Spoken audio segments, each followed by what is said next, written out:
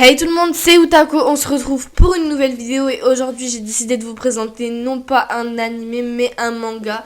Car oui, je présenterai beaucoup de mangas sur ma chaîne puisque j'en lis beaucoup. Le manga en question s'appelle Les 7 Princes et le labyrinthe millénaire, dessiné par Hattori Haruno et scénarisé par Akawayu. Ah, j'arrive jamais à le prononcer. Sorti en 2014 au Japon et en 2017 en France, ça met en scène l'histoire d'un royaume dans lequel existe une tradition. 7 candidats sont enfermés dans un labyrinthe, une sorte de château géant avec des pièges, et ne pourront en sortir que lorsque le nouvel empereur sera nommé. Donc tout au long de l'histoire, on va suivre nos 7 héros à travers ce château maudit. Très personnellement, au début, j'hésitais vraiment à le commencer, mais les graphismes et les beaux décors m'ont attiré. Faut dire que c'est drôlement bien dessiné. Chapeau au dessinateur, franchement. Les personnages sont attachants, mais pas non plus méga travaillés. Ça, c'est le seul point un peu négatif. Mais ça n'empêche pas qu'on s'y attache et qu'on prend plaisir à les suivre dans leurs aventures, donc ça passe.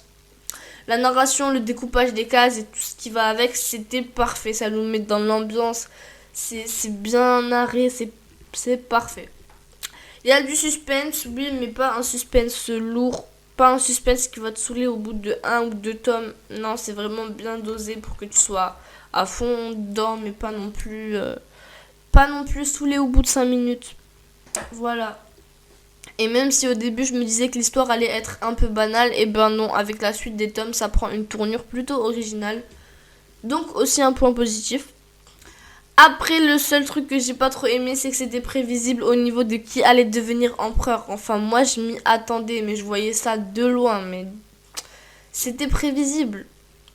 Même si en soi, c'est parce que le suspense de l'histoire n'a pas été tourné totalement vers qui allait devenir empereur, mais plus vers qui va survivre à la fin. Donc, on peut pas en vouloir au scénariste.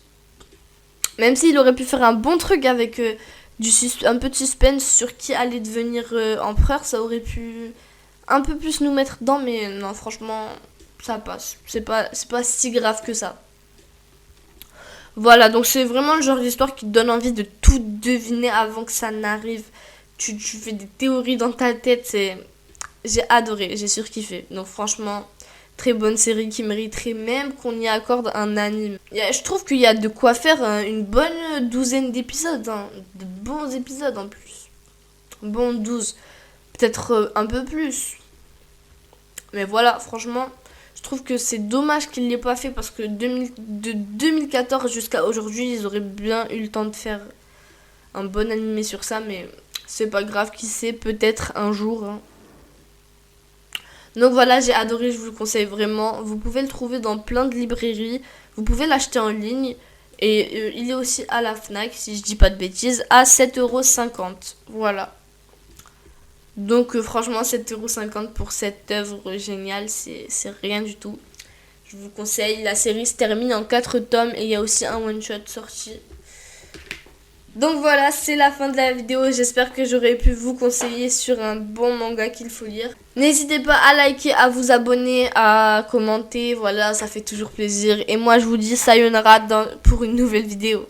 Sayonara. Bye bye.